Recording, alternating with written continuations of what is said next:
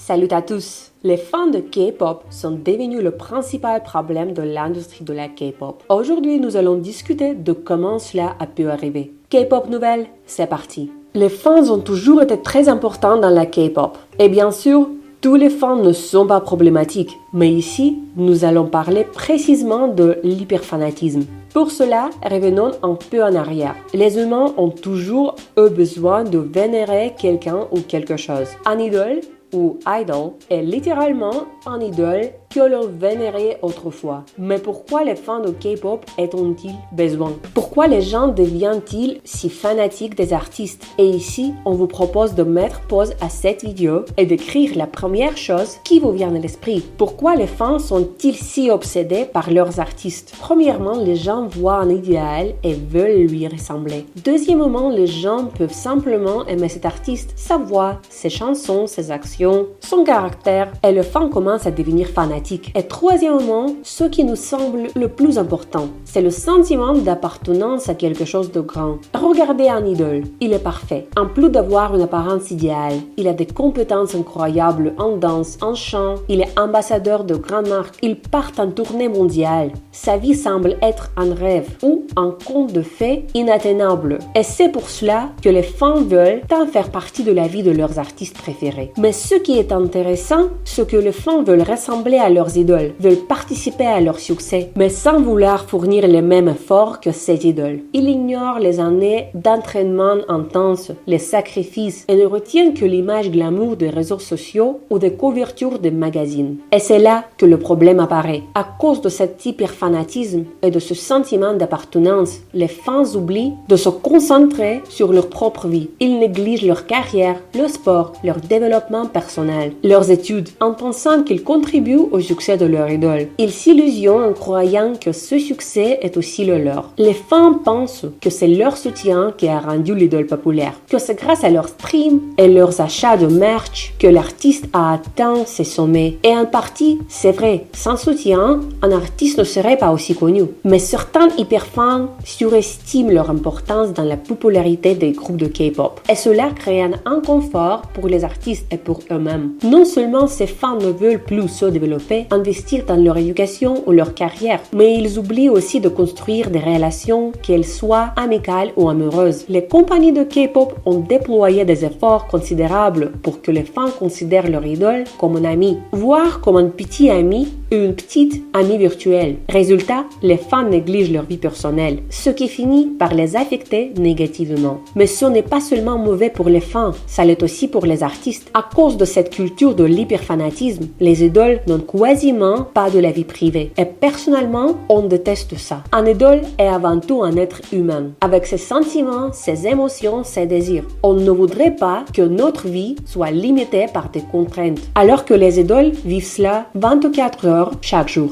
Déjà, ils ne peuvent pas dire un mot de trop. Sinon, ils risquent de se faire harceler. Imaginez sortir de chez vous et voir des affiches de haine ou des camions de protestation devant votre porte. C'est horrible. Et pourtant, les idoles de K-pop vivent ça presque quotidiennement. Parlons aussi de la vie sentimentale et amicale. Ce sont des adultes. Ils veulent avoir des amis, des relations. Mais à cause des fans, c'est impossible. Si un idole dîne ou se promène avec quelqu'un, même un simple ami, Twitter s'emballe et en fait une affaire d'état. Rappelez-vous la relation entre Karina Despa et l'acteur Lee Jae-wook. Quand Dispatch a révélé leur liaison, ça a été un énorme scandale. La compagnie a même dû s'excuser de ne pas avoir annoncé officiellement leur relation. Et le pire, Karina a posté une lettre d'excuse pour avoir un petit ami.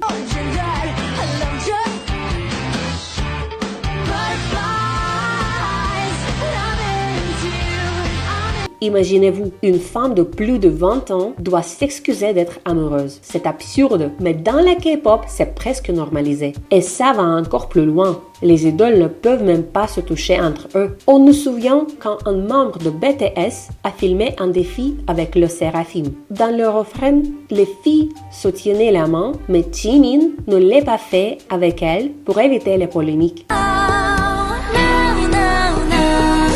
Ou encore Wonyeon Dive qui a posé sa main sur l'épaule de Hyunjin de Stray Kids et s'est fait harceler sur Twitter. Tout est devenu absurde.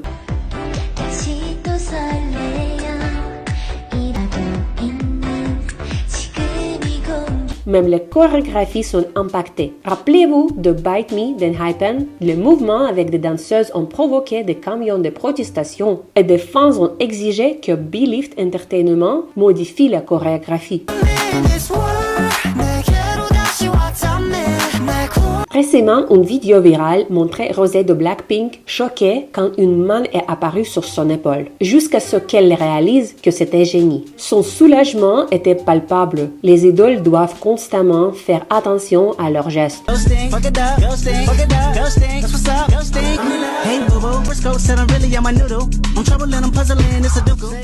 Mais le plus ironique, c'est qu'en plus de ne pas pouvoir interagir entre eux, les idoles ne peuvent même plus le faire avec leurs fans. Ils ne prennent plus de nourriture offerte par les fans, ni de cadeaux à cause des caméras cachées ou objets dangereux. Dans les aéroports, les gardes repoussent les lettres ou les petits mots car on ne sait jamais ce qu'ils contiennent. D'ailleurs, parlons aussi des aéroports. Les fans harcèlent littéralement les idoles, les suivent partout, bloquent leur passage. Récemment, Stray Kids ont été coincés à leur arrivée à Seoul et les fans ont même essayé de monter dans leur voiture. C'est un paradoxe. Les fans veulent montrer leur amour mais finissent par rendre la vie impossible à leurs idoles. Ces dernières doivent cacher leurs déplacements, leur lieu de vie. Ils ne peuvent même pas sortir se promener. Imaginez Jungkook de BTS, Rosé de Blackpink et des membres de Stray Kids décidant de se retrouver pour discuter dans un café. Combien de temps ça durerait? Aucune chance. Et ce n'est pas mieux pour les fans. Ils passent des heures à traquer les vols, attendre dans les aéroports, se cacher des gardes, tout ça pour quelques secondes de vue sur leurs idoles. Pire encore, certains fans passent leur temps à streamer des musiques, liker des posts ou se battre dans les commentaires. Certains solo stands adorent un membre tout en détestant les autres du même groupe. Et le comble, on ne peut même plus donner son avis sur la K-pop. Si quelqu'un dit ne pas aimer une chanson, il se fait traiter de hater et est exclu du fandom. Pourtant, avoir des préférences est normal.